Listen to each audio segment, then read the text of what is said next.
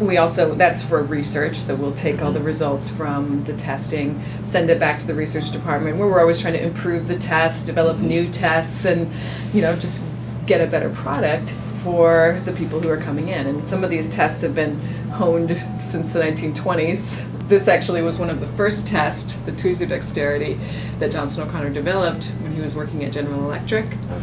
They were looking for people to be quick on the assembly line.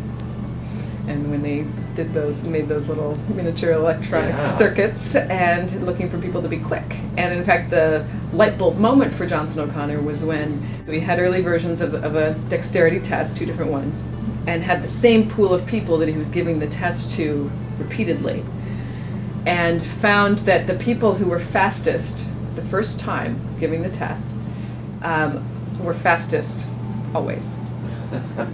So they never evened out. The people who were slower didn't catch up. They can't catch up. Yeah, So, and they improved also. I mean, everybody improved because they had practice. But the people who were fastest the first time were always the fastest. So, I guess if you have a talent in something, it's really going to give you tremendous competitive advantage in the market, no matter what you're doing. Yeah, and that's what we think with anybody coming in for the testing. If they say they don't score high in the auditory aptitudes and they want to become a musician, that doesn't mean that they wouldn't be able to. They can practice, they can get better and compete. But all of the people, many of the people I should say, in the field that they're competing with are probably going to have those auditory aptitudes, those music aptitudes. And so if somebody is kind of operating at a disadvantage out of the gate, perhaps, then they're going to have a harder time.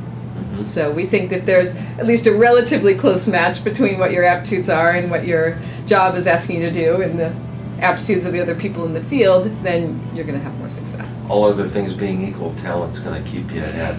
Right. And that doesn't mean that somebody who is, going back to the dexterity, somebody who is naturally slow, who practiced a lot, couldn't be faster than somebody who never practiced at all. Yeah. So you have to acquire the skills and knowledge in order to use your aptitudes and get the most out of them.